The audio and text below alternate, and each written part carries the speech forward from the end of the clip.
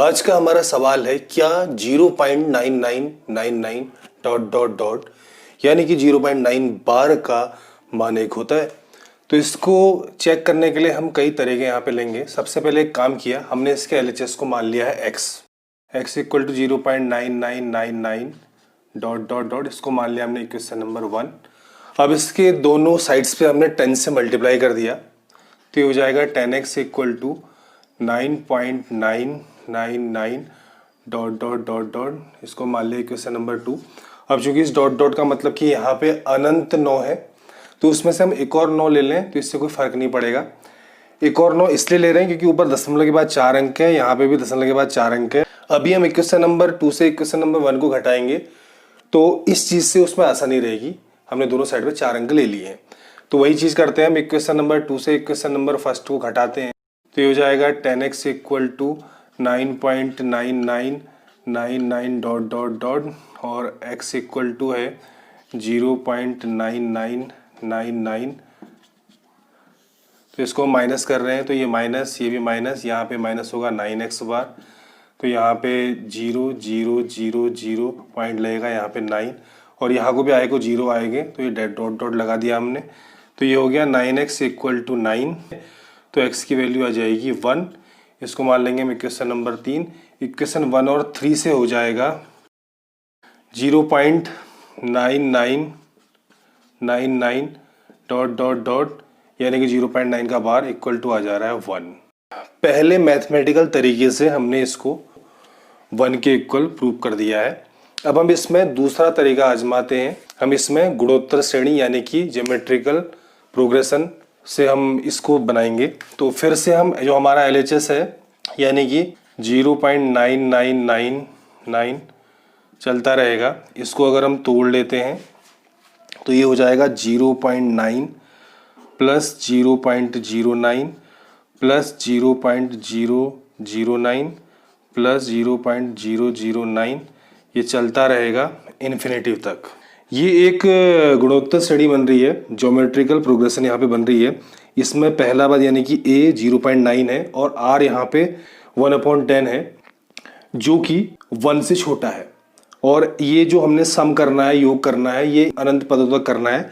तो ऐसी कंडीशन में हमारा फॉर्मूला काम करेगा Sn equal to a/1 - r वाला। तो ये हो जाएगा, इन सब का योग हो जाएगा a यानी कि 0.9/1 - r यानी कि किससे मल्टीप्लाई हो रहा है, मल्टीप्लाई यहाँ बार बार 1/10 से हो रहा है यानी कि 1/10 यानी कि 0.1 हुआ तो ये चीज़ हो जाएगी 0.9/0.9 ही आ गया और आपस में ये कट के हो जाएगा 1। तो यहाँ से भी हो जाएगा 0.9999 dot dot dot equal to हो जाए 1।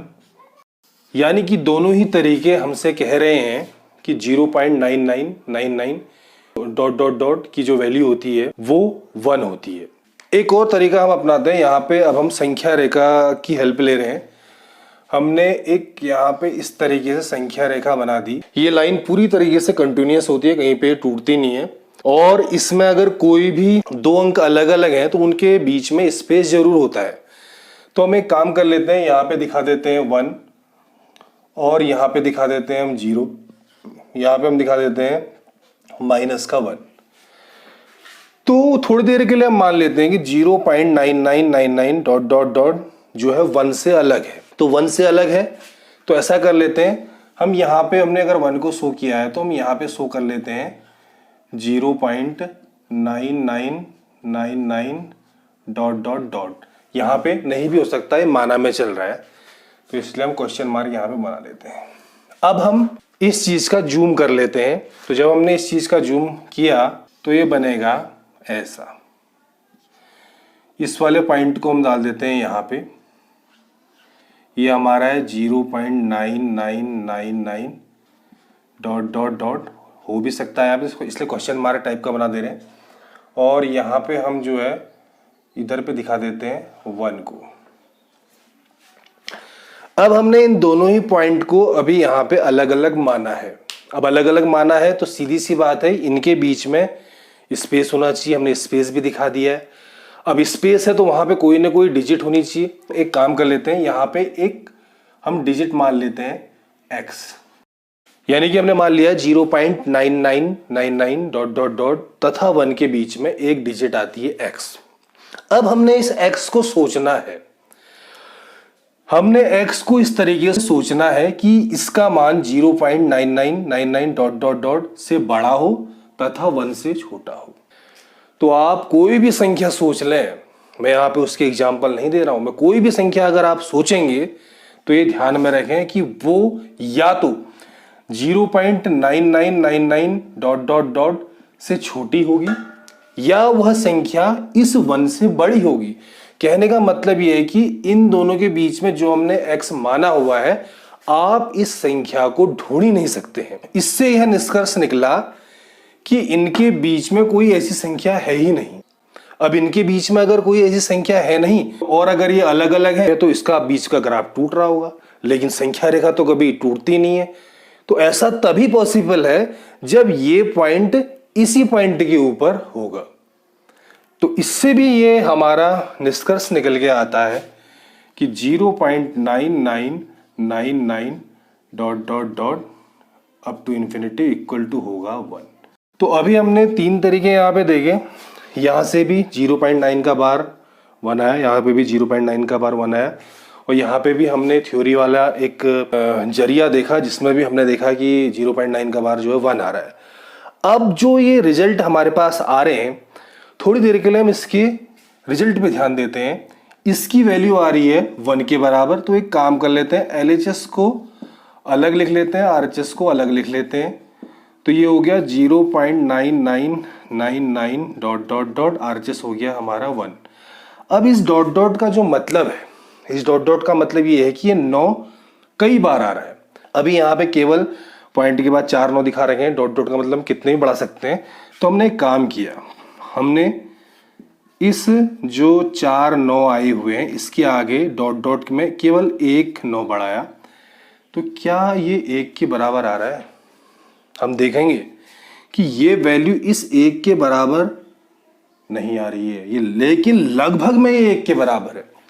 अब अगर हम एक और काम कर लें, यहां पे हम इस 4 9 के आगे डॉट डॉट के बदले 2 9 बढ़ा दें, तो अभी ये वैल्यू और 1 के नजदीक हो गई है, लेकिन अभी भी ये पूरी तरीके से 1 नहीं पहुंची हुई है। अगर हम तीसरे पार्ट में 0.9999 के आगे 3 9 बढ़ा लें तो अभी भी ये वैल्यू 1 के बराबर नहीं पहुंच रही है, लेकिन लगभग में 1 के बराबर है। और जितने 9 मैं आगे को बढ़ा रहा हूं वो उतने ही 1 के करीब पहुंचते जा रही है। तो यहाँ पे जब हम ऐसे चलते रहेंगे, इसके आगे हम कितने भी 9 बढ़ा लें, ये वैल्यू 1 के नजदीक होती जाएगी, लेकिन कभी भी ये वैल्यू 1 नहीं हो पाएगी, चाहे हम इसे अनंत बार भी पहुंचा लें।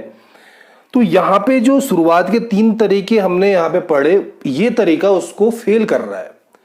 तो कहने का मतलब ये है कि ओवरऑल अगर हम रिजल्ट में आएंगे, थोड़ी देर के लिए अगर मैं x1 को मान लूं 0.9, x2 को मान लूं 0.99, चलते रहेंगे, और xn को मैं मान लूं 0.99 डॉट डॉट डॉट 9, यानी कि इस वाले पे x1 पे 9 1 बार आया है, इस वाले पे x2 पे 9 2 बार आया है, और इस xn में ये जो यहाँ पे आए हुए हैं ये आए हुए हैं n बार।